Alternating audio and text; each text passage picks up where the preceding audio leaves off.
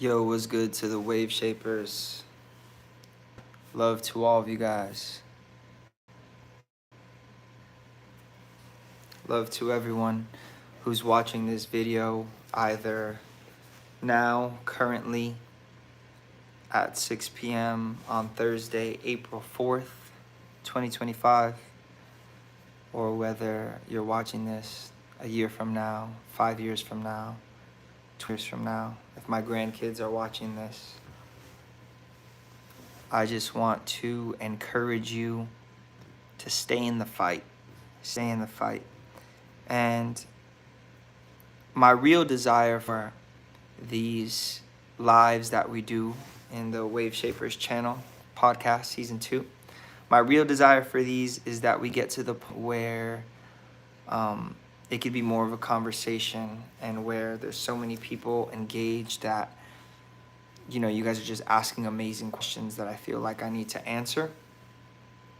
But until then, what I will do is I will come on here and I will share my heart with you, and I'll also just share some stuff that I'm living at the moment. And it just so happens that so I'm reading the Bible in a year. I'm like on a Bible plan to read the Bible in a year.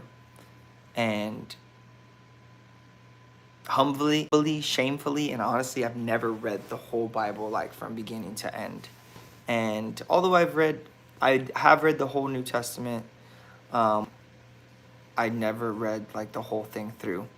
And it just so happens that in my Bible in a year plan, which is like a chronological plan, that I am overlapping the story of David and 1 Samuel chapter 15, 16, 17, when he gets anointed, chapter 17 when he battles Goliath. And that is overlapping with me watching the show House of David on Amazon, which low-key is fire. Low-key, high-key, it's fire. And it's crazy. Like, I don't really believe in coincidences, so it's just kind of wild that it's literally happening at the same time that I just saw some stuff yesterday when I was watching the show, and then I'm reading this morning, and I'm 100 and something days in on my Bible plan, so it's not like I could have potentially ever planned that. I didn't even know that show existed when I started the Bible plan. But anyway, I'm just really inspired by David's life, and I'm not through all of it in terms of the Bible plan and the reading, but but I'm really inspired the attitude that he is determined to keep. And everything that we see in David's life, there's a temptation to want to copy it. There's a temptation to want to do the same exact things that he did. But the most important thing to understand is that everything that he did was a manifestation of his identity and of who he was, and of how he found his identity and his true self in connection with the creator of the universe. And so trying to do the things that he did and trying to take the attitude that he took without being who he was and having the connection with the creator of the universe and having the connection with God that he had, it doesn't work. And it just reminds me of the truth that many people talk about, but how many of us are really like living the reality and the benefit of this truth, that what's more important is to be. It's more important to be than do. This life that we live, the success of this life will not be measured by the things that we were able to accomplish in the exterior, but by the people that we became on the inside. And success really is an inside-out experience. It has to happen on the inside first, so that what comes out is pure and is beautiful and is not tainted and is not selfish. And I want to go to 1 Samuel chapter 17. And just lightly recounting David's life. Some people believe that he was born of a woman that was not his father's wife. And although by today's standards, that's very normal for people to be born out of wedlock.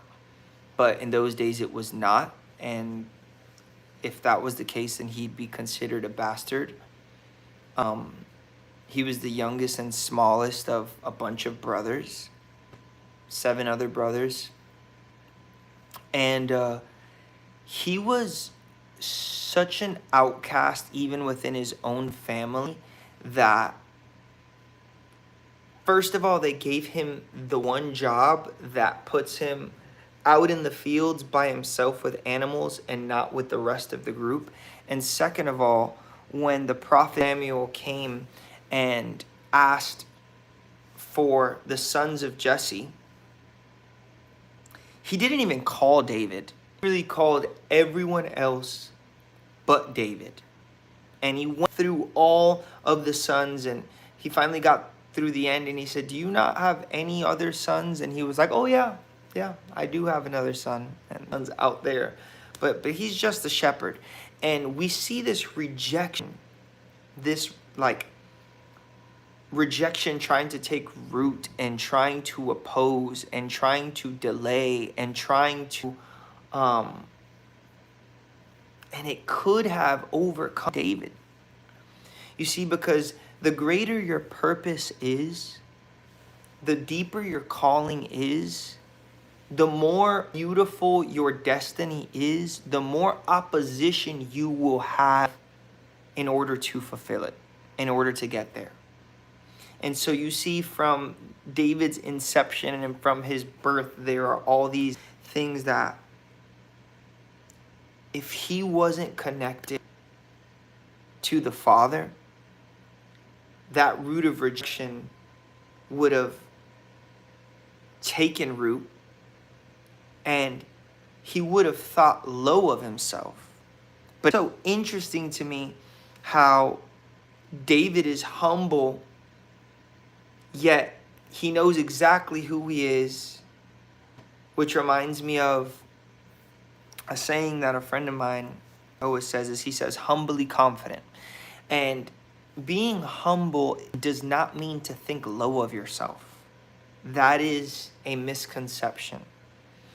Being humble is to know what you really are and to know what you're not. Is to have an understanding of your strengths and of your weaknesses. Is to have a realistic take on who you really are. To not think of yourself more highly than you ought to, but also not to think of yourself more lowly than you ought to. To be humble is to be accurate in your judgments. And when we are accurate in our judgments, of course, we know that all good things in our life come from the giver of good gifts, the one from up above, that we do not produce out of our own strength and out of our own flesh anything beautiful, anything awesome, that even the best things that we can do and we can try best are like filthy rags before the purity and the righteousness of the Almighty God. And to have a conscience of that allows you to be humble and to surrender. And when we're humble and we surrender, then we make ourselves available to be used. And so it's interesting how the humble and surrendered people in life are the ones that will get the most done. And David had the opportunity to be butthurt against his family, butthurt against his brothers, butthurt against freaking self, taking care of sheep, cleaning up poop, being a shepherd is not a glamorous thing at all. Like, you're out in the sun all freaking day. You don't talk to anybody. Sheep are not very entertaining animals. In fact, they're very low intelligence animals. Like, they can't feed themselves. They can't protect themselves. And so he had all these reasons to complain, yet he was satisfied enough and he was strong enough in spirit that his spiritual life is what gave direction to his emotional state and his physical body. And that's how it's supposed to be, guys. Here on Wave Shapers channel, we talk about spirit, soul, and body. You see, we're supposed to give attention to the spirit first. Not that we neglect the other things, but we give attention to the spirit first. Because so long as the spirit's out of whack, it will be impossible for the other things to get in line.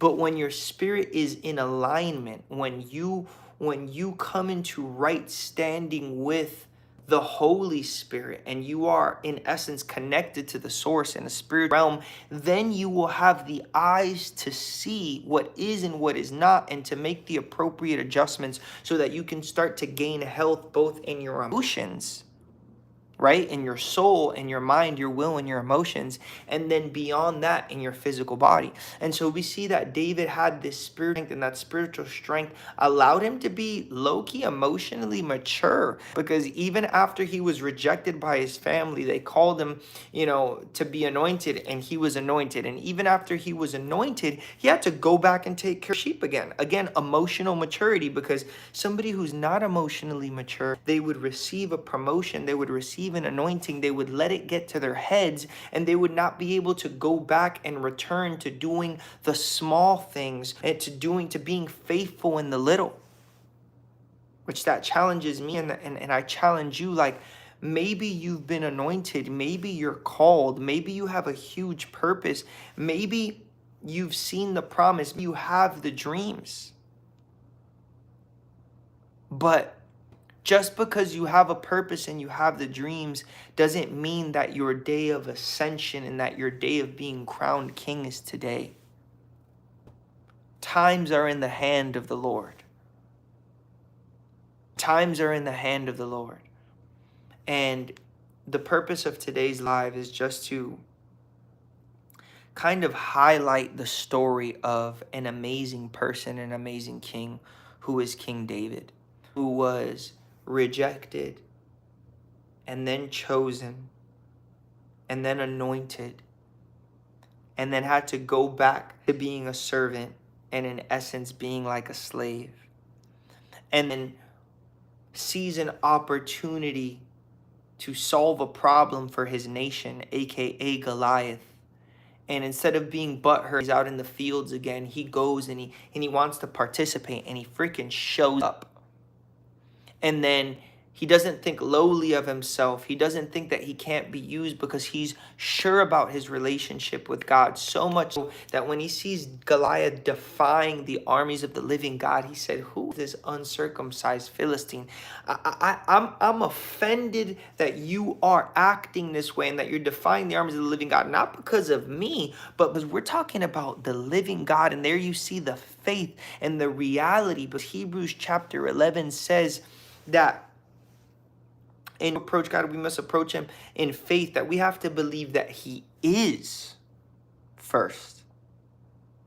And then beyond he is, that he is a rewarder of those that diligently seek him.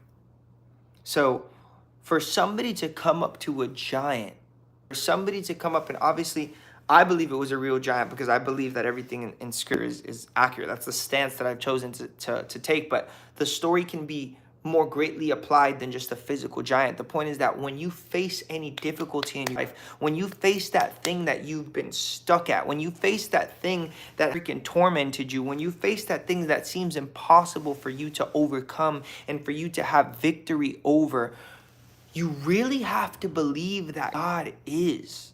Because if you don't believe that God is, you're not going to have enough upspa. You're not going to have enough freaking balls, pardon my French, cojones, pardon my Espanol. You're not going to have enough boldness to go face that thing if you think that you're doing it alone, or if you think that you're doing it in your own strength. But when you have already taken the time to make sure that your aim is the right aim, that your destiny is not a false dream of pride or ego, of chasing money or chasing fame. When you're on the right mission, when you're on a God mission, then anything that stands in your way, you will have the faith and the boldness and the power to be able to say, yo, it's not even that you're in the way of me, it's that you're in the way of the mission. You're in the way of the mighty God that gave me this mission. And that's the position that we want to be in. Is to be so in love with the vision, so in love with the destiny, so in love with the destination that we're willing to put up with the valley and the giant and the waves and the wind and the problems and the trials. Because guys, this life is low-key annoying. To have success in this life in every area, you have to be so extremely diligent. So extremely diligent that if you don't have a strong enough why, you're just not going to do it. If you don't have a strong enough why, you're just not going to do it. Which brings us back to our first question of the first episode of season 2. What do you really want? What do you really want in life? Are you tired enough yet of chasing your own kingdom? Are you tired enough yet of doing your own thing? Are you tired enough yet of having the fear of man? Yo, when David went to go face Goliath, you can see that he didn't have the fear of man. He was like, I'm doing this because it's a mission that I believe that I am equipped to do by the Spirit of God. And he was in the presence of the king. He was the literal king, the first king of Israel. And to the first king of Israel, he was like, yo, I'm going to take care of this problem. And then the first king of Israel was like, nah, you can't. And then he was like, no. Yeah, like, we're going to take care of it.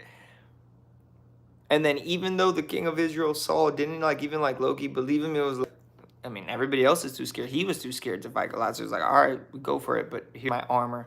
And then again, you see the lack of the fear of man. David's like, I can't put on this armor.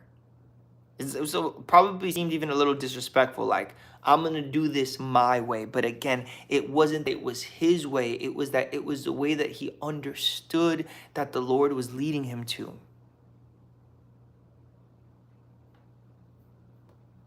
Therefore, the first step of success is being on the right mission.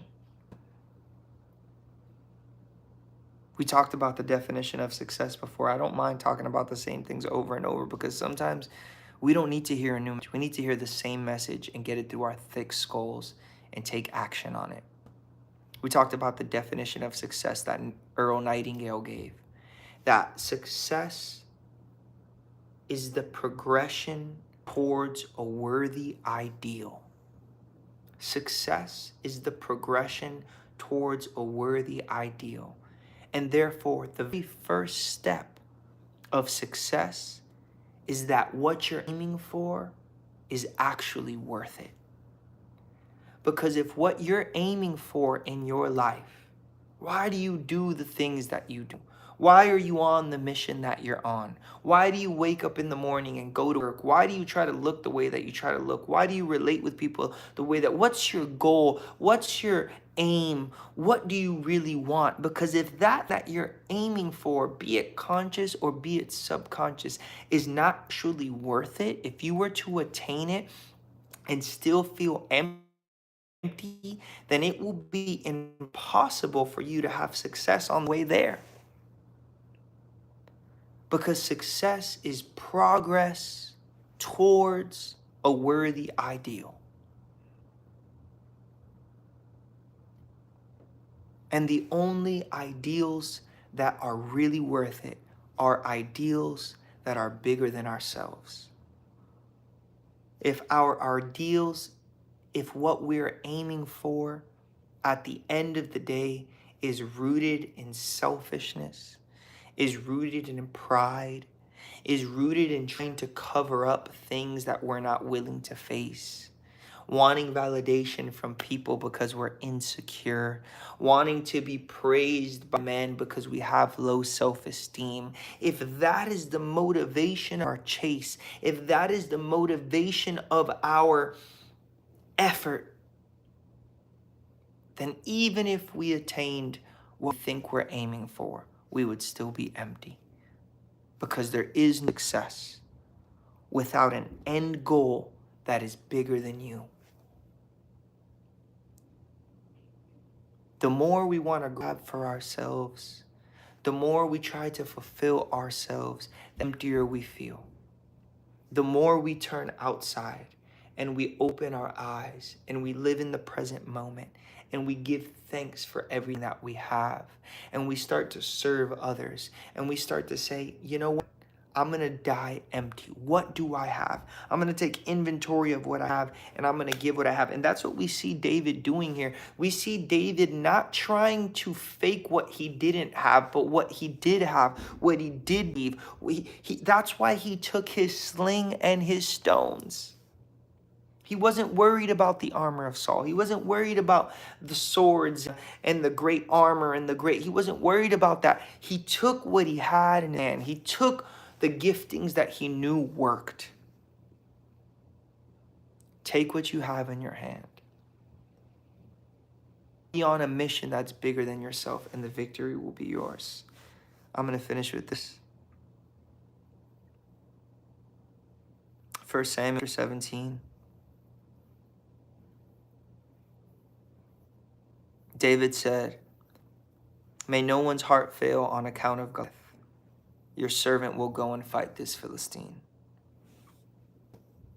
But Saul said to David, "You're not able to go against this Philistine to fight him, for you are only a youth."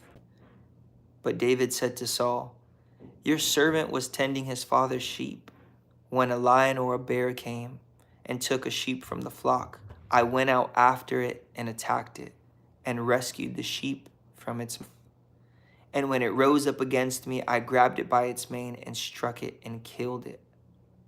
And David said, "The Lord who saved me from the paw of the lion and the paw of the bear, he will save me from the hand of this Philistine." And take inventory of your life. Every time the Lord has been gracious to you, that he saved you from that disease, from that car accident, from that fatal mistake. You're still alive. You're still here. And the same God that delivered you from those things is going to deliver you from whatever giant you are facing right now. You are protected by your purpose. Until you fulfill the purpose for which you were created, you have a divine protection. Because you see, there is a time for everything under the sun. A time to cry and a time to laugh. A time to live and a time to die. And the time for living is now. The time for accomplishing your purpose is now. If you can hear the sound of my voice, then take this as a wake-up call. You have everything that you need, and you have everything that it takes to fulfill your purpose. Don't compare yourself to anybody else. Compare your success to anybody else. Success is when you fulfill your purpose. And the God that has protected you up until this moment for you to be able to hear my voice will see you through. The one that called you has equipped you. The one that's equipped you will see you through to the end. And the work that has been started in you, the desire in you to be the best version of yourself, means that something started. It will not be finished until its completion. So take heart and Clothe yourself with the armor of faith. Clothe yourself with the armor of peace. Clothe yourself with the armor of forgiveness. Let whatever crap go that you need to let go, and get light and move forward and believe another day. And sometimes there will be days when all you can do is get through the day, and that's okay too, because this life is supposed to be lived one day at a time. The joy is in the journey. You have mountains to climb. Keep heart and keep the faith. Bless you guys. I'll see you guys in the next one. Subscribe to this YouTube channel, hit the bell notification, and let's get to 1,000 subscribers. I dare you to send this video to the last 5 people. Sorry, there's some construction going on. I dare you to send this video to the last 5 people that you text on your phone. I love you. Bye.